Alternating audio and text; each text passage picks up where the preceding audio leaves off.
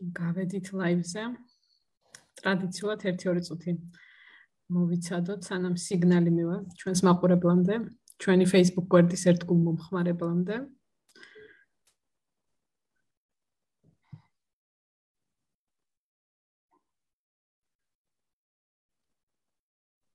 დღევანდელი თემა განსაკუთრებით აინტერესებს იმ მშობლებს, ვისაც უყვართ ხელოვნება, ალბათ ან ყავთ ბავშვი, ვისაც აქვს მეტყველების განვითარების შეფერხება. იმიტომ რომ საინტერესო საკითხი იქნება განხილული. როგორ უნდა გამოვიყენოთ, ესე ვთქვათ, ხელოვნება განსაკუთრებით ხატვა იმ ბავშვებთან, ვისაც აქვთ მეტყველების არმქონე ბავშვებთან, ან ვისაც აქვს მეტყველების განვითარების ესეთი საკმაოდ გამოხატული შეფერხება.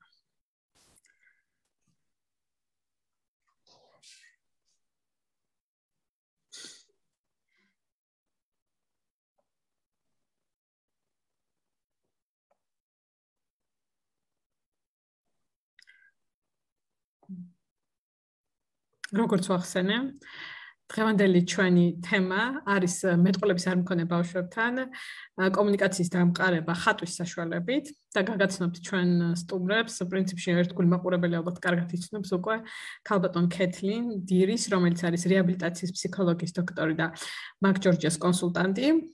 თამთა სამიშვენი, რომელიც არის ჩვენი ერთგული თარჯიმანი, ასეთ შემთხვევაში და სხვა შემთხვევებში არის მშობლის სკიურის, ესე ვთქვათ, მთავარი წამყვანი ხოლმე და მაგ-ჯორჯიას ფსიქოლოგი, რაც ყველაზე მნიშვნელოვანი არის ალბათ ჩვენთვის და ლეკუნა ჯაპოშვილი, რომელიც მუდმივად თარგმნის ჩვენთვის ჟესტურ ენაზე. მე გახლავთ ნინო ლომიძე, მაგ-ჯორჯიას ფსიქოლოგი ასევე და დღეს ვიქნები, ესე ვთქვათ, წამყვანის როლში. ეხლა რო გადავიდეთ, ესე ვთქვათ, უკვე გავიდა 1-2 წუთი და რო გადავიდეთ თვითონ საკითხის განხილვაზე, ყველამ კარგად ვიცით, რომ სტატისტიკაც ამას გვიჩვენებს, რომ დღესდღეობით ძალიან ბევრი ბავშვი არის, ვისაც აქვს მეტყველების განვითარების შეფერხება, საერთოდ არ მეტყველებს. ეს შეიძლება იყოს განპირობებული ბევრი სხვადასხვა მიზეზით.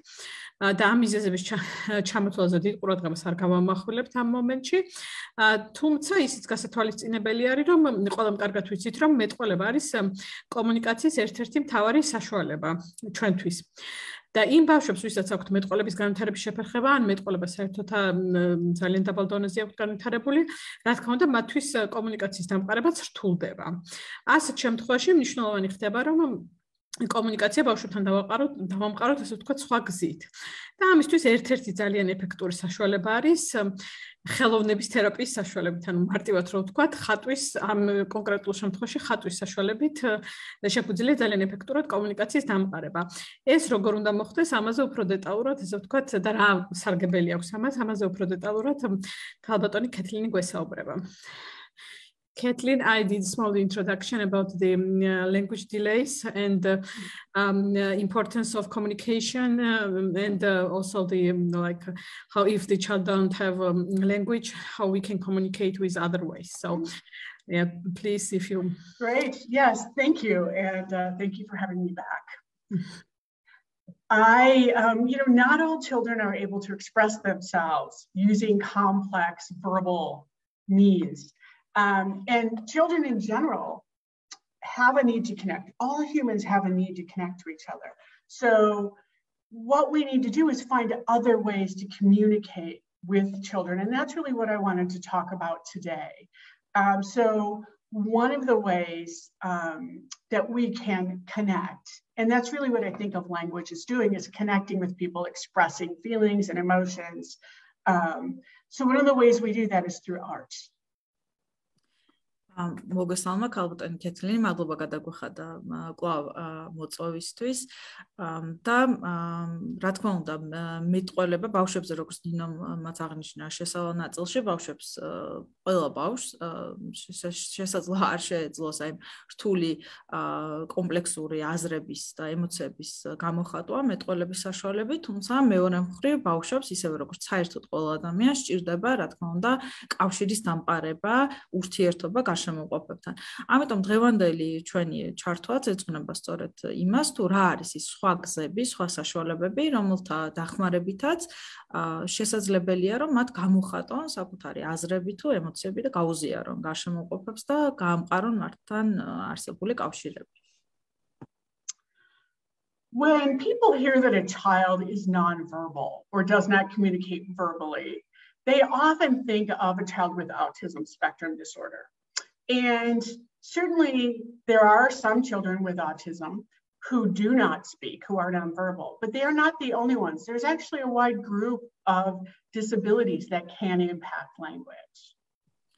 მინდა აღნიშნო, რომ როდესაც ადამიანები იგებენ აი მეტყველების არქონას, იმას რომ თქვა ბავშვი ბავშვს არ აქვს ვერბალური უნარები განვითარებული, ხშირად პირველი რაც თავში აზრად მოსდით არის აუტიზმის სპექტრის აშლილობა. თუმცა მნიშვნელოვანია ვიცოდეთ, რომ ეს არ არის მხოლოდ ერთადერთი თქვა განვითარების ერთადერთი დარღვევა, რომელსაც თან ახლავს თქვა მსგავსი სირთულეები, ცალკე დიდი ფართო კატეგორია არსებობს, რომელიც სრულებით არ არის დაკავშირებული აუტიზმთან, მაგრამ განაპირობებს აი მეტყველებასთან დაკავშირებულ სხვადასხვა სირთულეს. Just because a child isn't verbalizing doesn't mean they aren't trying to communicate. Kids communicate in a lot of different ways, and spoken language is only one part of this. აქვე მნიშვნელოვანია ვთქვათ, რომ თუ კი ბავშვი არ მეტყველებს, ანუ სიტყვების საშუალებით არ ამყარებს კომუნიკაციას, ეს სრულებით არ ნიშნავს იმას, რომ ის არ ცდილობს ან არ მიმართავს კომუნიკაციას. იმიტომ რომ კომუნიკაციის დამყარების ძალიან ბევრი სხვადასხვა გზა არსებობს და აი ეს სიტყვებით კომუნიკაცია უნდა გვახსოვდეს, რომ არის უბრალოდ ერთ-ერთი მათგანი. So some of the ways children can communicate can be very subtle, depending on their physical abilities, and they require you to pay attention to small changes or movements that they make. Other times, it can be very obvious. And I often say this to parents, if you have ever seen a child have a meltdown in the middle of a public place, your child or somebody else's, you know very well that they are trying to communicate with you.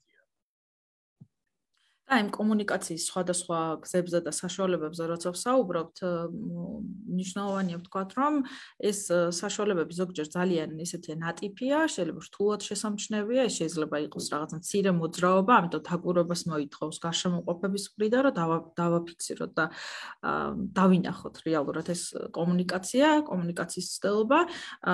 გარკვეულ შემთხვევებში კი ეს კომუნიკაცია არის ძალიან ადვილად აღსაქმელი და შესამჩნევი და როდესაც ამ თემაზე ვსაუბრობ, ხშირად მშობლებისთვის მომყავს ეგრეთ წოდებული ტანტრუმის მაგალითი, ეს ტერმინი ალბათ უკვე ბევრს ხსმენიათ, როდესაც განსაკუთრებით თქვა საზოგადოებრივ თავშეყრის ადგილას ბავშვი მართავს ტანტრუმს, ესეც კომუნიკაციის ასე ვთქვათ ფორმა, საშუალებაა და რა თქმა უნდა ის თვალში საცემი და ადვილად აღსაქმელი და შესამჩნევია ყველასთვის. ხო, ანუ ამ ქცევით ცდილობს ბავშვი რაღაცა კონკრეტულის თქმას, გამოხატვას. There's also this thing that happens with children who are about 2 years old, and you can recognize they are trying to convey communication before they have words, and they scream in this very high-pitched way that just makes you want to shudder and run away. And I often think about this because while it's annoying to people, the truth is you have to recognize that this child is finding new ways to get their needs met. ასევე ალბათ ყველა იცით რომ მცირეწლოვანი ბავშვების შემთხვევაში თქვა 2 წლამდე ბავშვები რომლებსაც შეიძლება რომლებიც ჯერ სიტყვებს ვერ იყენებენ არ იციან სიტყვების გამოყენება კომუნიკაციას ამყარება ხშირად ყვირილის საშუალებით ეს ყვირილი ზოგჯერ არის ძალიან ხმამაღალი ძალიან შემოწუხებელი მშობლებისთვის და გარშემოყოფებისთვის თუმცა ამის გაცნობიერებაც მნიშვნელოვანია რომ ესეც არის ფორმა ბავშვი ეძებს კომუნიკაციის სხვადასხვა ფორმას There's been a lot of new research out on creativity and using creativity as a way to bridge communication. And I think this is particularly interesting for children who are nonverbal. არსებობს უკვე არაერთი კვლევა, ანუ კვლევის მონაცემი კრეატიულობასთან, ანუ ეგრეთ წოდებულ შემოქმედებით აზროვნებასთან დაკავშირებით და იმასთან დაკავშირებით, თუ როგორ შეიძლება ეს შემოქმედებითი აზროვნება, ზოგადად ეს კრეატიულობა გამოვიყენოთ აი ამ კომუნიკაციის დამყარებისთვის და განსაკუთრებით როგორც ეს შესაძლოა ნაწილშიც ითქვა, დიდ მნიშვნელობას, აი ეს დიდი მნიშვნელობა ამ ხელოვნების და კრეატიულობის გამოყენებას ენიჭება სწორედ იმ ბავშვებისთვის, რომლებსაც შეიძლება ეს ტრადიციული, თქვათ, მეტყველების გზით უჭირდათ კომუნიკაცია. And the research shows that creativity, using creative things like art, allows children to express a much wider variety of emotions than they do in other ways, including in language in early years. So they don't have to have a meltdown in the middle of a public place. They have other options for expressing their emotions before they reach that point. და ეს კვლევა რომ ახსენეთ, მაგალითად ერთ-ერთი რაზეც მიუთითებს კვლევის მონაცემები არის ის, რომ აი ამ კრეატიულობის ახალისება, ამ ხელოვნების ფორმების გამოყენება კომუნიკაციისთვის ეხმარებათ ბავშვებს, აძლევს საშუალებას გაცილებით ფართო, ასე ვთქვათ, შესაძლებლობას აძლევს და გაცილებით მეტი რამის თქმის გამოხატვის საშუალებას აძლევს, ვიდრე ეს თქვათ ტრადიციული ფორმებით არის, თქვათ მეტყველებით არის შესაძლებელი. ანუ ახსენა ქალბატონმა კეთილმა, თქვათ, ემოციური აფეთქება შეიძლება ბავშვს არ დასჭირდეს და უпроსტად თავიდან აირიდოს ეს ემოციური აფეთქება, იმით რომ აი ამ ხელოვნების საშუალებით გამოხატოს თავისი ემოციური მდგომარეობა. კი ბატონო, ერთ კომენტარს გავაკეთებ. ჩვენ ამ ლაივში პრინციპში ყურადღებას ვამახვილებთ ხელოვნებას და კონკრეტულად ხატვაზე კომუნიკაციის დამყარების მიზნით, მაგრამ ასევე ბევრი ვინც ანუ ის სპეციალისტები, ვინც მუშაობენ ბავშვებთან, ვისაც აქვთ შფოთვითი აშლილობები, მაგალითად ემოციური სფეროს სირთულეები, ისინიც ანუ ბევრი დამადასტურებული საბუთი არის, რომ ამ მიმართულებითაც ისე ვთქვათ, კარგად მოქმედებს ძალიან ბავშვებზე და ემოციური სირთულეების მქონე ბავშვებთან ეს არტ თერაპია, ისე ვთქვათ, ძალიან ეფექტური არის. თუმცა ახლა ამ შემთხვევაში უფრო კომუნიკაციის კუთხით უსვამთ ხაზს. I made small comment because art therapy is people finding useful with children who have like emotional issues as well. But now we are focusing more on communication, but with children who have like emotional difficulties, it is also very effective. It is very effective. I think art is underutilized as a way to support children for both their emotions, their moods, and different ways to communicate. There are many different benefits to using art with kids. ქალბატონ კეთილი ეთახმება ნინოს კომენტარს, ნამდვილად მე მივიჩნევა, რომ ხელოვნების გამოყენება არ ხდება სათანადოდ იმ მასშტაბითაც არის შესაძლებელი, როდესაც საუბრობ ბავშვების გუნება-განწყობილების, ემოციური სირთულეების, რაც ნინომ ახსენა, ან თუნდაც კომუნიკაციისთვის და ძალიან ბევრნაირად შეიძლება მისი გამოყენება, რომ ბავშვებმა მიიღონ სარგებელი. So what you were talking about, Nino, is often an area of art that we use called art therapy, where it's used as a way to manage moods and behavior. I think that is a side effect, a positive side effect of using art and creative means to communicate. So when you're using it for language, it still gives that benefit of helping kids to feel more in control and to help regulate their mood. და აქვე ნამდვილად გეთანხმებია, რომ ეს თქვათ არტ თერაპია გამოიყენება პირველ რიგში, ემოციების და თქვათ ქცევის სირთულეებთან გასამკლავებლად, თუმცა როდესაც ხელოვნებას ვიყენებთ კომუნიკაციისთვის, რაზეც დღეს ჩვენ ვსაუბრობთ, აი ამასაც აქვს თავისი გვერდითი ეფექტი, დადებითი გვერდითი ეფექტი, იმიტომ რომ თავისთავად ეს კომუნიკაციის მიზნით ამ ხელოვნების გამოყენება უკვე ნიშნავს იმას, რომ ბავშვს ეძლევა საშუალება, რომ მეტი კონტროლი იგრძნოს საკუთარ ემოციებზე და აი ეს ემოციური, ასე ვთქვათ, ემოციური თვალსაზრისითაც ბევრ სარგებელს იღებს, ანუ ეს დადებითი ეფექტიც აქვს. Yeah, in psychology and actually in occupational therapy and speech therapy, we use these terms such as sensory integration, which talks about bringing multiple senses together, touch, vision, smells, and sensory regulation, which allows kids to have a little more control. So there are just, I could go on and on, but there are so many positive effects from art. ანუ აი ხელოვნების დადებით შედეგებს უამრავი რამის თქმა შეიძლება, ხო ძალიან აღარ განვავრცობთო, მაგრამ ერთ-ერთი ვთქვათ არის ასეთი ტერმინი, რომელიც შეიძლება ჩვენ ბევრ მსმენელსაც ეცნობა, რომელსაც ფსიქოლოგები ნოოკუპაციურ თერაპევტები იყენებენ, ეს არის სენსორული ინტეგრაცია, რაც გულისხმობს სხვადასხვა არხიდან მიღებული შეგრძნებების ინტეგრირებას და სენსორული და მათ ვთქვათ რეგულაციას, აი ამ თვალსაზრისითაც ეს ხელოვნების სხვადასხვა აქტივობა, რომლებსაც დღეს ვისაუბრებთ, არის ძალიან სასარგებლო. კი ბატონო, შეკითხვა მექნება, ჩვენ ახლა ვახსენეთ თქვათ ოკუპაციური თერაპევტები, ართ-თერაპევტები და ასე შემდეგ სხვა სპეციალისტები. მაგრამ ჩვენ შემთხვევაში ხა მნიშვნელოვანი ალბათ რომ ვინ იქნება ის, ვინც ამ კომუნიკაციის დამყარებას შეეცდება ბავშვთან არტის, ანუ ხელოვნების საშუალებით, ხო, ხატვის საშუალებით. პირველ რიგში ალბათ მშობლები. და რა ტიპის რეკომენდაციები უნდა მივცეთ, ანუ როგორ უმეტესად ხა მშობლებმა არ იციან, ხო, თქვათ როგორ გამოიყენონ ხატვა კომუნიკაციის მიზნით ბავშვთან. და როგორ აი რა ხერხებს ვასწავლით, ასე ვთქვათ, რომ როგორ შეიძლება გამოიყენონ ეფექტურად. Kathleen, like our primary audience, we talked about specialists, but now our primary audience is like parents who need to use the art with their children, and recommendations like how they can use the art, because it's most likely most of the parents do not have like information about that. So any tips like how they can use art? Absolutely. And it does not have to be anything big or fancy. The first thing parents often say to me is, I'm not an artist. They're sort of embarrassed to do art, even with their own children in their own, small home. And what I say is, this isn't about you. And when you are a parent, it is about your child. So pick up the pencil. ნამდვილად გეთანხმებიო, ძალიან ხშირად და აქ უნდა გვახსოვდეს, რომ არ არის, როდესაც ვსაუბრობთ ხელოვნებაზე, ახლა ჩვენ, როდესაც ამაზე ვსაუბრობთ, აქ არ იგულისხმება რაიმე ესეთი განსაკუთრებული შედევრებზე არ ვლაპარაკობთ.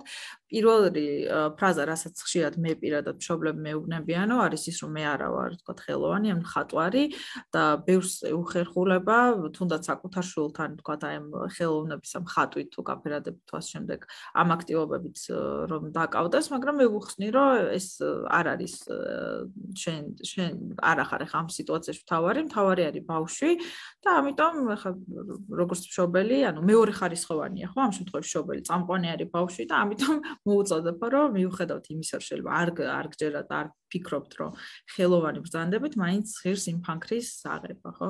ეს როგორც ერთ-ერთი მაგალითი. It's also important to remember that this isn't about making great art. No one's asking you to be an artist. It's about using art to communicate. So it's just a mechanism for being able to talk with your child. კიდევ ერთხელ რომ აქ არ არის საუბარი იმაზე რომ თქვა მშობელმა ამ ბავშვმა რაიმე ესეთი შედევრი შექმნან, აქ საუბარია იმაზე რომ როგორ გამოვიყენოთ ხელოვნება იმ კომუნიკაციის მიზნით, ბავშვთან კომუნიკაციის მიზნით. Art exists on a spectrum, just like autism does. So no one expects you to be any one thing. You just give your best effort in trying to communicate with your child, and that's good enough. და ხელოვნებასაც შეიძლება როგორც მაგალითად აუტიზმი ვახსენეთ დღეს, შეიძლება შევხედოთ როგორც გარკვეულ სპექტრს, არავინ არ მოითხოვს რომ რაღაცა კონკრეტულ წერტილზე იყოთ, აქ უბრალოდ უნდა ვსადოთ მაქსიმუმი რის გაკეთებაც შეგიძლიათ და Yeah, my advice is to start very simply. Don't overcomplicate it. Take a piece of paper and a pencil, nothing more. Just the basics. And it can be in a school book, that you pick up at the local grocery shop. It doesn't have to be fancy paper. And so if you find that this is successful, then you can kind of add more, as I say, tools for them, such as colored pencils or crayons or paints. But start very simply. მე ვურჩევ მშობლებს რომ დაიწყონ მარტივი საშუალებებით, უბრალოდ აიღეთ ფურცელი და ფანქარი, ეს ფურცელიც კი არ არის აუცილებელი რაიმე ესეთი ძვირადღირებული, განსაკუთრებული რაღაცა ბლოკნოტი იყოს, უბრალოდ შეიძლება იყოს ჩვეულებრივი სასკოლო რვეული და დაიწყოთ აქედან და აი უკვე მოგვიანებით, როდესაც დააკვირდებით და მიხვდებით თუ რა მუშაობს და როგორ მუშაობს, შეიძლება დაამატოთ კიდე რაღაც დამატებითი საშუალებები, ხო? ეს შეიძლება იყოს მაგალითად პასტელები, ფერადი ფანქრები, საღებავები და ასე შემდეგ. So the first step is you really want to, you're sort of teaching your child what the rules are of this process. So my suggestion is to start with basic images. A smiley face, for example. საწყის ეტაპზე მთავარი ბავშვს ასწავლოთ, რომ საერთოდ როგორ მუშაობს, რა არის პრინციპები, რას ვაკეთებთ ამ შემთხვევაში. მე ვურჩევ, რომ ეს პირველი ფიგურა იყოს ეგრეთ წოდებული სმაილი, უკვე ქართულადაც მე მგონი ასე ვიყენებთ, ხო? ან ეს მხიმარის სახის, უფრო მშობლიურ ენაზე რა ვთქვათ, გამოსახულებთ. ანუ ღიმილის ნიშნით.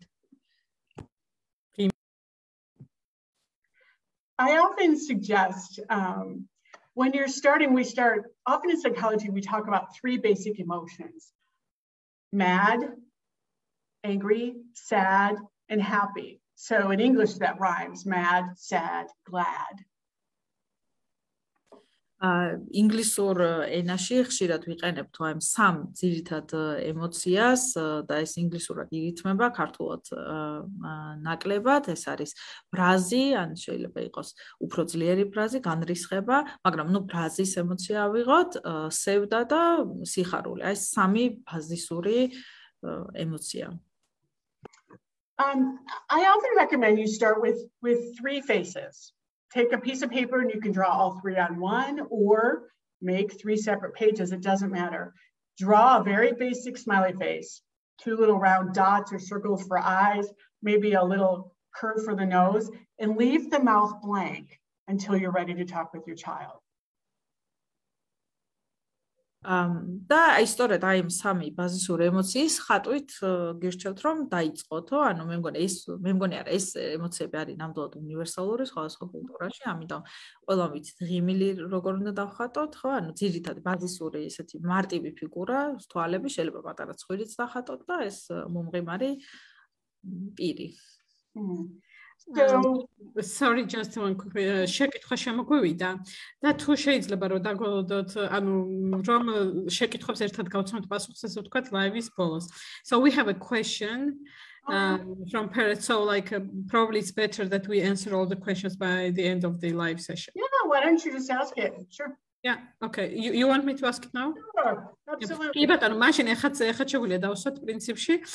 ერთ-ერთი მშობელი გწერს, რაც ბევრი მშობლისთვის იქნება ასევე საინტერესო, ჩემს შვილს ფანქრის ჭერა უჭირს და როგორ უნდა მოიქცეთ ასეთ შემთხვევაში, ხო? დარწმუნებული ვარ, ბევრი მშობელია ესეთი.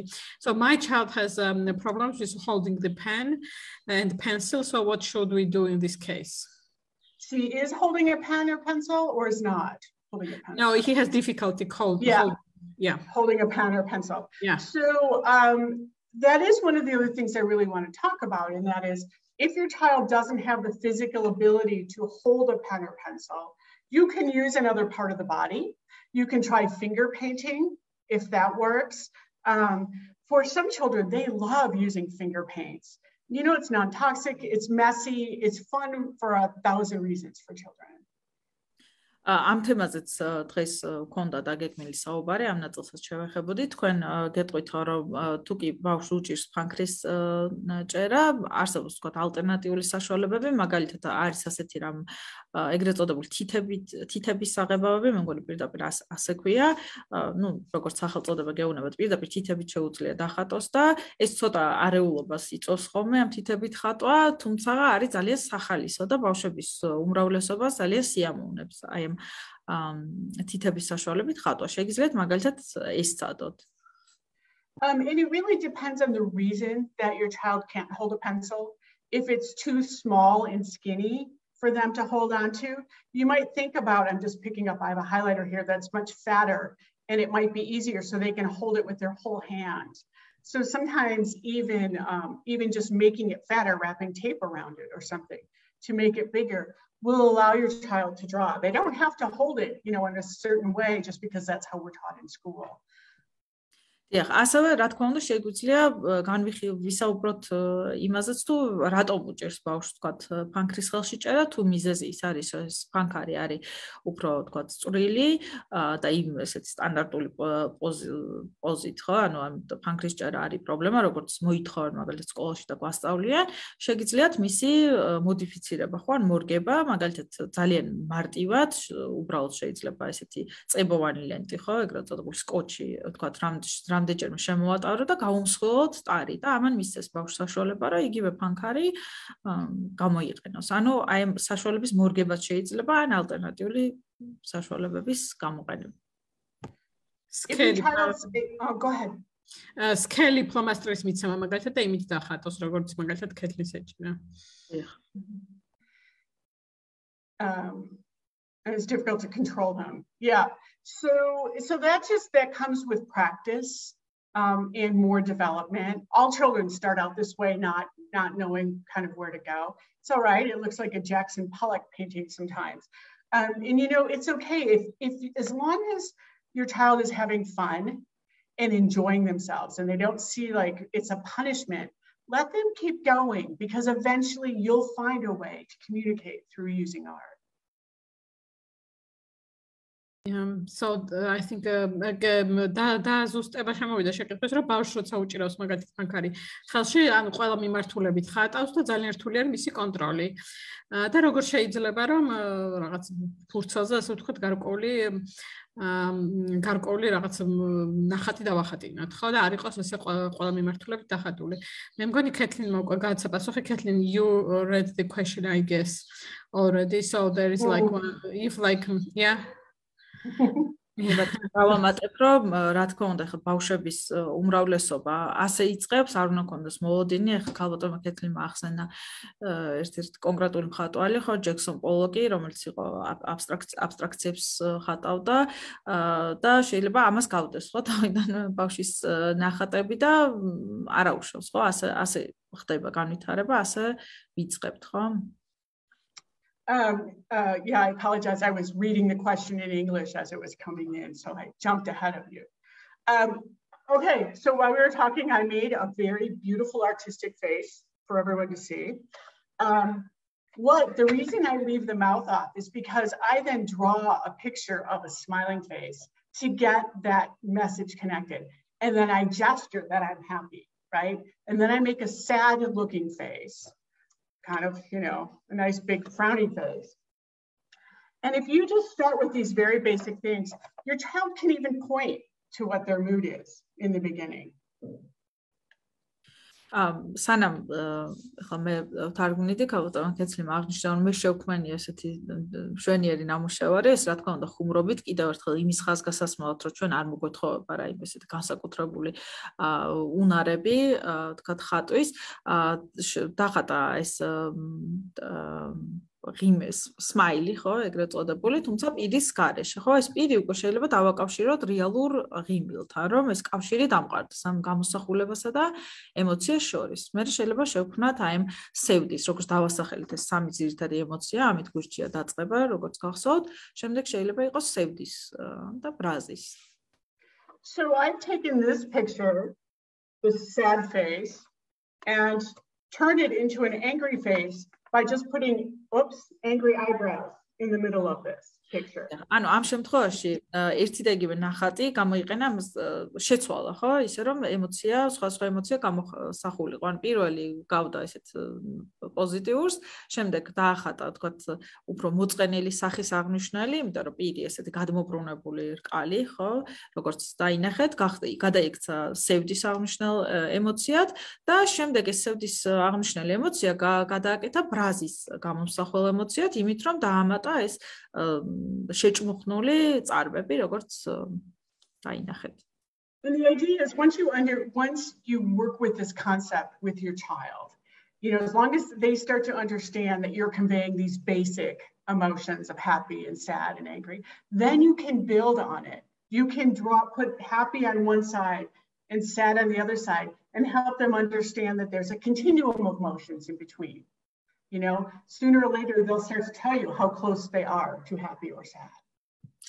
და აი ეს შეგიძლია დაიწყოთ ბავშვებთან და უკვე შემდეგში შეიძლება ეს ემოციები უკვე ცალ-ცალკე ფურცელზეც იყოს გამოსახული და ბავშვები უკეთესად აცნობიერებენ, რომ არსებობს ამ ემოციებშიც რაღაცა გარკვეული კონტინიუმი და მე შეიძლება მიგითითოთ, რომ აი დაახლოებით რამდენად ახლოს არის თქვათ იმ სიხარულის ემოციასთან და ასე შემდეგ. The thing about creativity is that children will start to develop their own system if we don't put rules on top of it. So I offer this sort of basic structure as a starting point, but sometimes I like to just put a bunch of crayons and paper on the table or the floor, wherever your child's comfortable, and just let them have some free time. And then go back and ask some questions about it. So even if your child's nonverbal, children often understand language, even if they aren't producing it. So you're going to ask questions about, oh, those colors look very happy. Is that because you're in a good mood? აქვე რაც უნდა აღვნიშნოთ ამ კრეატიულობასთან და ხელოვნებასთან დაკავშირებით არის ის, რომ თუ კი გარშემოყოფები ხო, ანუ ხამ შემთხვევაში მშობელი არ აწესებს ესე ძალიან კაცრ ჩარჩოებს და წესებს და აძლევს ბავშვს გარკვეულ თავისუფლებას, ძალიან ხშირად არის, რომ ბავშვები თვითონ იგონებენ რაღაცებს, ასე ვთქვათ, შემოქმედებითად, ამიტომ ესეც კარგი იდეა, რომ ისეთ მაგალითად სახატვის საშუალებები, პასტელები იქნება, რაც იქნება, შეიძლება ბავშვი განთავსდეს იატაკზე, სადაც მისთვის არის უფრო კომფორტული და თავად შექმნას, ხო, რაღაც ისე, თავად მოიგონოს ჩვენგან დამოუკიდებლად. და აი ეს ამ პროცესშიც, რა თქმა უნდა, შესაძლებელია, რომ თქვენ მიანიშნოთ, რომ ეს ფერები არ არის ესეთი, ვთქვათ, მხიარული ფერები და ალბათ იმიტომ რომ არ გზნობ თავს კარგად, ხო, რაღაც მსგავსი კომენტარები გაკეთებაც შეგიძლიათ, აქ უნდა გვახსოვდეს, რომ ის ბავშვებიც კი, რომლებიც შეიძლება თავად არ მეტყველებენ, ერთია ის, რომ ბავშვი მეტყველებს და მეორე არის ამ მეტყველების გაგება და რა თქმა უნდა არ გამორიცხავს იმას, რომ შეიძლება ბავშვი არ მეტყველებს, მაგრამ ესმის, რასაც ვესაუბრებით. ამიტომ მაშინაც კი თუ ის არ მეტყველებს, აი მსგავსი კომენტარები არის ძალიან სასარგებლო. Some children don't respond well. They don't like the texture of paint, or they have difficulties holding a pen. Visual art is just one tool that you can use. But if they don't draw or they don't like to draw, think about other ways that your child can be creative. Because I use the word art, but what I really mean is creativity. აქვე ისიც უნდა აღვნიშნოთ, რომ შეიძლება ბავშვების ნაწილს ახლა კი ვახსენეთ, რომ მაგალითად ამ თითებით ხატვა, როგორც წესი სახალისო, მაგრამ ვიცით, რომ ბავშვების გარკვეულ ნაწილს შეიძლება არ უყვარს ხატვა, იმიტომ რომ აქვს შეიძლება თუნდაც ფანქრის ჭერის სირთულე, ან შეიძლება ტექსტურა, თვითონ მოძრაობის შესრულების სირთულე, ან მოძრაობის სირთულე, ან თვითონ არ სიამოვნებს ეს შეგრძნებები, ხო, რაც ამ საღებავებს უკავშირდება. და ასეთ შემთხვევაში, რა თქმა უნდა, დღეს ხატვა ვახსენეთ, მაგრამ ხელოვნება არ არის მხოლოდ ხატვა და რეალურად ხელოვნებას ვიყენებ და ანონსის ხელოვნება ქონდა, მაგრამ უფრო მეტად კრეატიულობაზე უნდა გავაკეთოთ აქცენტი, ან შემოქმედებითობაზე და ეს შემოქმედებითობა, რა თქმა უნდა, გაცილებით მეტია, ვიდრე ხატვა. უფრო სხვა ფორმებიც აქვს და არ არის აუცილებელი იყოს მაინც და მაინც ხატვა. Some children really like playing with sand, and it can be therapeutic sand, or it can be sandbox at a beach or outside, in a sandbox somewhere. That can also be used. მაგალითად, ბავშვების ნაწილს, ამაზე ალბათ დაგვეთანხმება ბევრი მშობელი, მოსწონს ქვიშით თამაში, ეს შეიძლება იყოს ეგრეთ წოდებული თერაპიული ქვიშა, მე მგონი ასეც უწოდებთ, ხო? ან მაგნიტური, ხო, ესეთი თერაპიული ქვიშა, ან რეალური ნამდვილი ქვიშა, რომელიც შეიძლება სანაპირო და კონდეს და მოგიწოდებოდეს ხელი. So if there is one type of sand that is kind of moist that you can buy in a lot of children's shops, and it's just it holds together a little bit better. It feels like damp sand to me. So I was working with a child who was using this kind of sand, and I asked him to make a picture of us, to just draw the two of us as we were talking in therapy. And he took the sand and he squeezed it together and made one smaller one and one bigger one. And I said, oh, is that me? And he said, yeah. And so I said, oh, well, why don't you tell me about your family? And tell me about your family is a pretty complex thing. You can interpret that different ways. In his case, he drew pictures. He squeezed together images of both of his parents and 3 siblings. And then he looked at me and he smashed one of the siblings' little sands. That's huge communication. I am a ქვიშასთან დაკავშირებით კავტაკეთილი აღნიშნავს, რომ მეგონი ჩვენთანაც არის, მეც მინახავს, რომ არის ეს ფერადი ქვიშებია. ფერადია და კიდე ზოგიერთი არის კინეტიკურ ქვიშას ეძახიან თუ სწორად. კინეტიკურია, კი ბატონო, კინეტიკური ქვიშა, რომელიც თითქოს ეკრობა, ხო, ერთმანეთს, ალბათ თქვენც გინახავთ ნაწილს, აი განსაკუთრებით ასეთი ქვიშა ბევრ ბავშვს მოსწონსო და გარდა ამისა, ერთ-ერთი ასეთი მაგალითი გაგვიზიარა, რომ მუშაობდი ბავშვთან, რომელსაც არ მეტყველებდა და ვთხოვე რომ და შეექმნა ხო ანუ დავეხატე თუ შეექმნა მოკლედ ჩემი და მისი გამოსახულება და მან აი სწორედ ასეთი ქვიშის საშუალებით გააკეთა ერთი უფრო თქვა რაღაც დიდი გროვა მეორე ნაკლები და მე ვკითხეო რომ ეს დიდიო მე ვარო და მიანიშნა რომ ნამდვილად ის იყო შემდეგ ვუთხარიო რომ ახლა შენი ოჯახის თქვა სურათი მიჩვენეო ეს თვითონ ეს დავალება საკმაოდ რთულია ბევრნაირად შეიძლება ინტერპრეტირება მაგრამ რაც ამ ბავშვმა გააკეთა იყო ის რომ ეს ორი გროვა შექმნა მშობლების, მერე 3 თავისი დაძმის და ერთ-ერთ დაძმის აი ქვიშის პატარა ნაგებობას, მერე ზემოდან ასე ვთქვათ, დაარტყა და დაანგრია, ხო? ესეც ალბათ ინფორმატიულია. ესეც ნამდვილად იყო კომუნიკაცია, ხო? კომუნიკაციის საშუალება, ბევრი რამ გამოხატა ამ ბავშვმა ამ კონკრეტული კი ბატონო, ფერადი ცამების like play-dohs can be used also. ფერადი ცამები ძალიან კარგად გამოიყენება ამ მიმართად. So we have a question. ერთი შეკითხვა გვაქვს.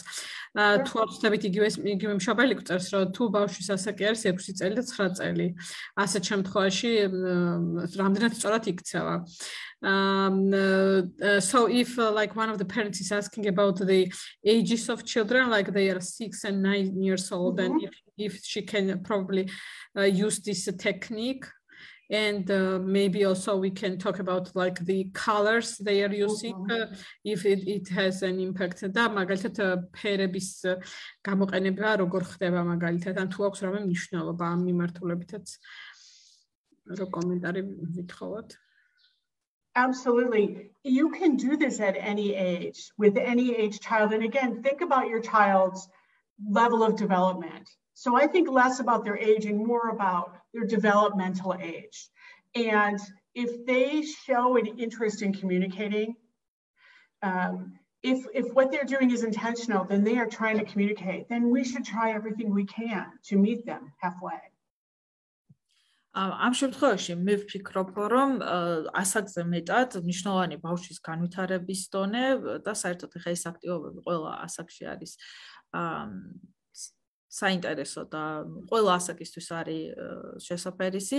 მნიშვნელოვანია გვახსოვდეს, რომ თუ კი როდესაც ბავშვი რაიმეს გამიზნულა და აკეთებს, ეს ნიშნავს, რომ ამით ცდილობს ჩვენთან კომუნიკაციის დამყარებას და ჩვენს ყველანაირ რაც კი არსებობს საშუალება ეს ქვიშა იქნება თუ საღებავი თუ რაც იქნება, უნდა რაღაცნაირად ჩვენს იმ მიმართულებით წავიდეთ და ამ კომუნიკაცია, იმიტომ კომუნიკაცია სჭირდება ყოველთვის მეორე მხარე და ჩვენც რო ხელი შეუწყოთ მას ამის წარმატებით განხორციელებაში. So some children don't respond to shapes in images. They respond to color. And so if that's what draws them, what helps them to connect to the world, let's give them a whole bunch of colors. Give them a big box of crayons or colored pencils. And again, you don't have to buy expensive tools for any of this. Use what is available. And maybe they'll just use a particular color to scribble. Doesn't have to be a shape or anything recognizable. It's just a splash of color on a page or paper, or this sidewalk, chalk on a sidewalk. And what I suggest is that you pay attention to your child's body language when they use different colors, because colors create emotion in people in general, adults as well as children. And in the way we assign colors may not be the same way your child assigns colors. So black isn't necessarily a negative color. ზოგიერთი ბავშვი შეიძლება აი ამ კონკრეტული გამოსახულებების და ფიგურების ნაცვლად უფრო მეტად იყენებდეს, ეყნობოდეს თავად ფერებს, ანუ ფერების საშუალებით უფრო ახდენდეს კომუნიკაციის. ასეთ შემთხვევაში რეკომენდებულია რომ მივცეთ ბავშვს ეს ბევრი სხვადასხვა ფერი, ეს შეიძლება იყოს საღებავი, შეიძლება იყოს ცარცი მაგალითად, რომელთაც გარე თქვათ რაღაცა ტროტუარზე შექმნის დახატავს. კიდევ ერთხელ აღნიშნავთ, რომ არ არის აუცილებელი რაღაცა კონკრეტული ფიგურა იყოს, ესეთი იდენტიფიცირებადი, შეიძლება იყოს აი ესეთი ნაჯღაბს რო ვეძახით, ნაჯღაბს ცოტა ცუდი კონოტაცია აქვს ქართულში. აი ესეთი უბრალოდ თქვათ ხაზების გავლება, რომელიც არ წარმოადგენს ფიგურას, ხო, რაღაც თავისუფალი ხატვა. და ასეთ შემთხვევაში მე გირჩევთო, რომ დააკვირდეთ ბავშვის სხეულის ენას და დააკვირდეთ, როდის რა ფერს ირჩევს. და აქვე ჩემი ძალიან მნიშვნელოვანი რამ თქვა, რომ ჩვენ შეიძლება რაღაცა ფერებს ვაიგივებთ კონკრეტულ ემოციებთან, მაგრამ ეს არ ნიშნავს, რომ ბავშვისთვისაც ეს ფერი კონკრეტულად აი ამ ემოციას აღნიშნავს. მაგალითად, შავი ფერი ხშირად ახლა ბევრი ადამიანისთვის ასოცირდება რაღაცა ნეგატიურთან, მაგრამ თუ ბავშვი შავ ფერს იყენებს, ეს არ ნიშნავს, რომ აი ეს ცუდ ხასიათზეა. ამიტომ მე გირჩევთო, რომ აი ამ პროცესში, როცა ის ფერებს არჩევს და ამ ფერების საშუალებით ახდენს კომუნიკაციას, რაღაც საკუთარი აზრების განცდების გამოხატვას, დააკვირდით და დაახლოებით რა ტიპის ემოციებთან არის უფრო მეტად კავშირში ესა თუ ის კონკრეტული ფერი. კი ბატონო, კიდევ შეკითხვა შემოვიდა ისევ ფერებთან დაკავშირებით, რომ სპეციალისტები შეიძლება სხვადასხვა ფერს, ესე ვთქვათ, სხვადასხვა ემოციებთან აკავშირებდნენ და ამასთან დაკავშირებით კეთლინის აზრი აინტერესებთ. So Kathleen, like if you have read the message in the inbox, so like they are asking again about the colors. Color is so fascinating because it does create mood for all of us. We have strong reactions to colors. Whether we're conscious of it or not, and children do as well. Sometimes children will absolutely refuse to wear a color for a while, and then they'll change their mind about it. They'll go through phases where they like a color, they're very attached, and then not. And that's often tied to development. What I do want to say is, don't assume that the way you interpret colors is the way your child does. You have to really pay attention to how he or she is doing it. ფერებთან დაკავშირებით შეიძლება ითქვას, რომ ფერები ძალიან დიდ გავლენას ახდენს ჩვენზე, მათ შორის დასრულ ადამიანებზე, ისე შეიძლება ამას ვერც ვაცნობიერებდეთ ჩვენს უნება განწყობილებაზე და ბავშვების შემთხვევაშიც ასეა, თუმცა აი კიდევ ერთხელ რაც ფიქრობ, რომ არის მნიშვნელოვანი, რომ გვახსოვდეს, არის ის, რომ ის ფერი, რომელსაც ჩვენ ვუკავშირებთ რაღაცა კონკრეტულ ემოციას, არ უნდა დავასკვნათ ავტომატურად, რომ ბავშვისთვისაც ზუსტად იმ ემოციას აღნიშნავს. ხო, კარგს თუ ცუდს. ანუ ინდივიდუალურია, ძალიან ინდივიდუალურია და გარდა ამისა, ალბათ ყველა მშობელი დაკვირვებია იმას, რომ ბავშვებს აქვთ ხოლმე ეს პერიოდები, რაღაც ამოჩემებები კონკრეტული ფერის, უყვართ და სურთ, რომ რაღაც იმ ფერის ტანის სამოსში გამოეწყონ, ან იმ ფერის რაღაცები შეიძინა და მერე იცვლება ეს მათი უპირატესობები, შემდეგ რაღაცა სხვა ფერი ხდება წამყვანი, ესეც ნორმალური განვითარების ნაწილია. I often create a mood board for children. So I talk about where their mood is on a regular basis, if they are frustrated at school, if they don't like their teacher or they're fighting or they're bullied. And I'll ask them what color that means. So if they can understand language, I let them choose the color and say they choose purple. Then purple is the color we use to represent something negative. And then I say, think of your best friend or think of your favorite treat in the whole world. What color is that? And I let them again choose. And this is how we start to build an understanding about moods and colors. მე ზოგ შემთხვევაშიო ვიყენებ აი ესეთ ეგრეთ წოდებულ თქვათ ემოციების ან გუნება განწყობილების დაფას, რომელზეც შეიძლება დავიტანოთ სხვადასხვა ემოცია, განსაკუთრებით, თუ ბავშვს ესმის ეს მიმართული მეტყველება, ასეთ შემთხვევაში შეიძლება ვკითხო, რომ აი კონკრეტული ემოცია, რომელიც თქვა განიცადა სკოლაში, შეიძლება ის იყოს იმედგაცრუება თუ სევდა, რა ფერია, რომელი ფერი შეუსაბამოთ ამ ემოციას და შეიძლება მაგალითად აირჩიოს იასამნის ფერი, ხო? ეს ფერი ხა ვიღაცისთვის შეიძლება ძალიან დადებითია. და მაშინ ვიცით უკვე რომ როდესაც ამ ემოციაზე ვსაუბრობთ, აი ამ ფერს ვიყენებთ, ხო? შეიძლება შენი საუკეთესო მეგობარი ასოცირებული იყოს რაღაცა კონკრეტულ სხვა ფერთან და ასე ვქნით აი ამ პალიტრას, ხო, კონკრეტული ემოციების შესაბამისად.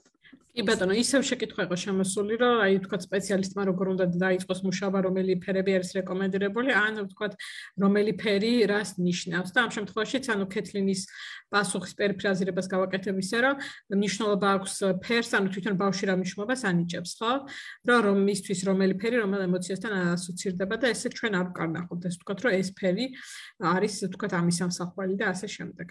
Kathleen, so I read the questions in Georgian and I paraphrased your what you just explained, that it's not about like what kind of meaning child gives to the colors.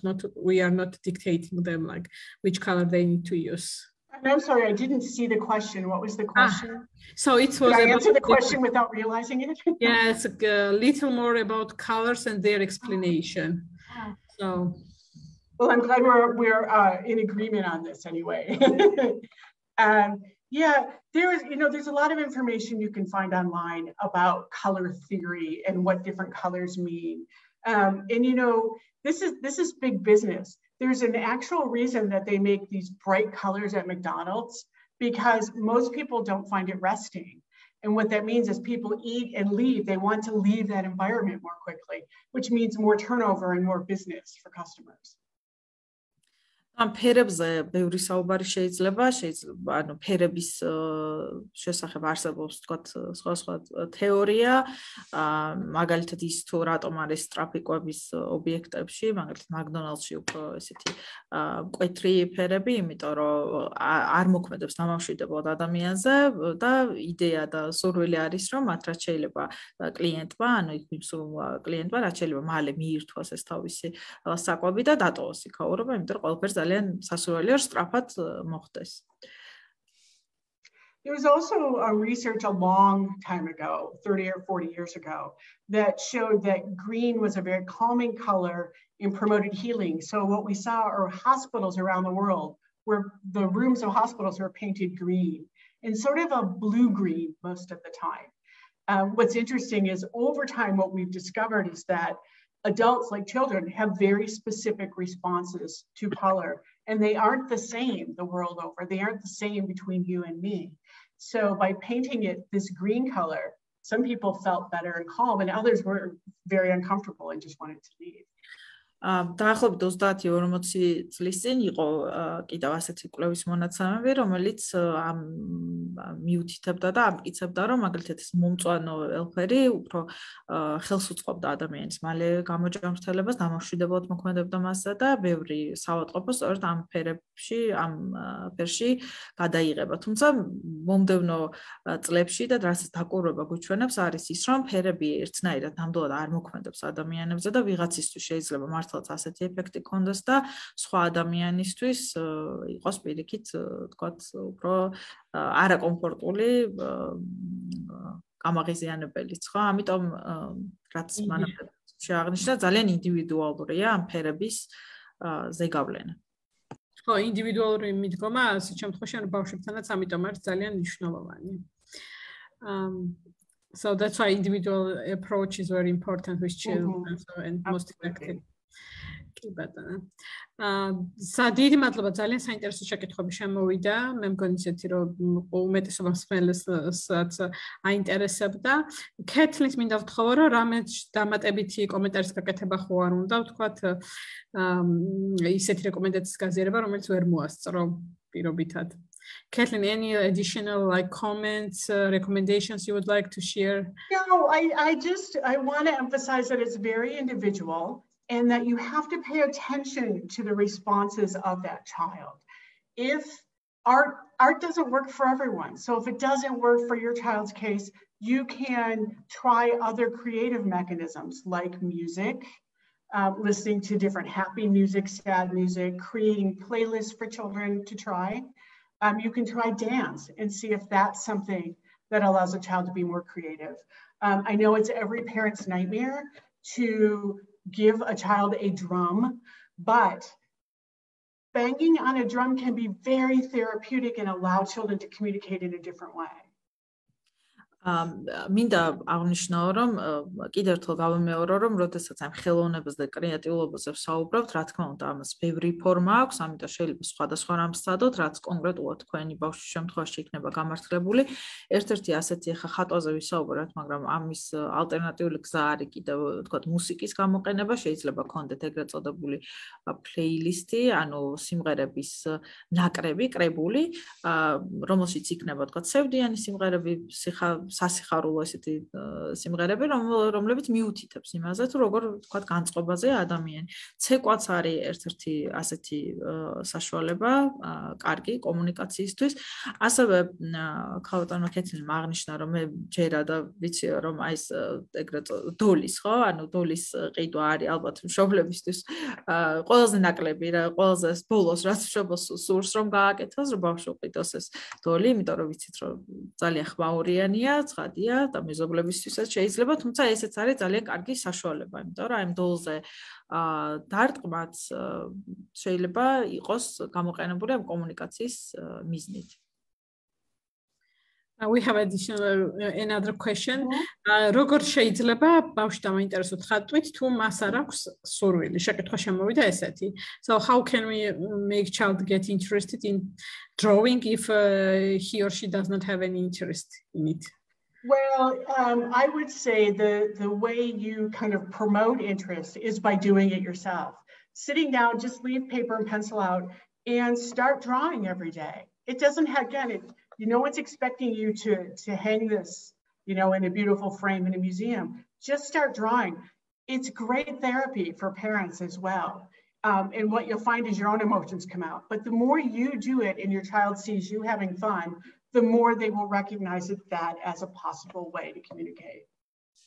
ინტერესის გაღვივების ერთ-ერთი საუკეთესო გზა არის ის, რომ მშობელმა თავად გააკეთოს ამ კონკრეტული აქტივობის მოდელირება, ხო, როგორც ჩვენ ვამბობთ ხოლმე ხშირად, ანუ მარტივად რომ ვთქვათ, თქვენ აიღეთო ეს ფანქარი, ფურცელი და უბრალოდ ყოველდღე დაიწყეთ ხატვა. ამაზე უკვე ვისაუბრეთ, რომ არ არის აუცილებელი ეს ნახატი შექმნათ რაიმე ისეთი ღირებული, რომ ჩარჩოში ჩასასმელად და სადმე მუზეუმში გამოსაფენად იყოს გამზადებული, მაგრამ როდესაც ბავშვები ხედავენ რომ მშობელი არის რაღაცით დაკავებული, დაინტერესებული, ხშირად უჩნდებათ ხოლმე ინტერესი და სწორედ ეს არის ერთ-ერთი კარგი საშუალება, რომ მასშიც გააღვივოთ ინტერესი და გარდა ამისა, თვითონ მშობლისთვის, ახლა ჩვენ ბავშვებზე ვსაუბრობთ ძირითადად, მაგრამ მშობლისთვისაც აი ამ ხატვას აქვს გარკვეული თერაპიული ეფექტი ხშირად და ჩვენს როგორც მშობლებსაც გვეხმარება საკუთარი ემოციებისგან დაცლაში და მათ გამოხატვაში.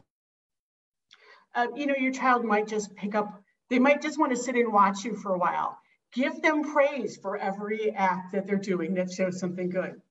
If they pick up a pencil or a crayon, give them a piece of paper and then just keep doing what you're doing. So don't expect, communication takes time, so don't expect perfection right away. Just let the process evolve on its own. შეიძლება ბავშვი თქვათ პირველ ეტაპზე უბრალოდ დაჯდეს და გაკორდებოდეთ, გიყუროთ, თქვენ როგორ ხატავთ, მაგრამ ამ დროსაც მნიშვნელოვანია რომ წავახალისოთ ნებისმიერი თქვათ მცდელობა ან ინტერესის გამოვლენა, ხო? მაგალითად თუ შეატყვეთ რომ თვითონაც თქვათ მომდა მიაწოდეთ ეს ფანქარი, ხო? ანუ შეაქეთ ამისთვის და გახსოვდეთ რომ კომუნიკაცია, რა თქმა უნდა კომუნიკაციის განვითარება სჭირდება გარკვეული დრო, არ უნდა ქონდეს მოოდინი რომ თქვათ მაშინ სრულყოფილად მოხდება ეს, მაგრამ აი ეს ეტაპობრივად შეიძლება რომ მე დაინტერესდეს ნელ-ნელა და იქცეს ეს კონკრეტულად ხატვაზე რა ხან საუბრობთ, ხატვა ამ კომუნიკაციის ერთ-ერთი საშუალება. ბატონო, დიდი მადლობა შეკითხვებისთვის. Thanks for the questions and მე მგონი რა ვიცი ძალიან ისეთი საინტერესო შეხვედრა გამოგვივიდა, ბევრი შეკითხვები შემოგვივიდა, დაინტერესდნენ მშობლები ამ თემით, იმიტომ რომ ნამდვილად ესეთი საჭირო თემა არის, განსაკუთრებით იმ ბავშვებისთვის, ვისაც აქვთ მეტყველების შეფერხება და უჭერთ ასე ვთქვათ კომუნიკაცია და დიდი მადლობა მინდა მოუხადოთ ჩვენ ერთ სტუმარს და წარმატებული დღე და კვირა გისურვოთ ყველას. So thanks a lot for the questions. It was very interesting live, I guess, because we had a lot of questions and it was very useful topic for many of the parents. So thanks, Kathleen, for being with us, and I wish everybody like happy week. Yes, go out in color. Have a great week. Yes. This.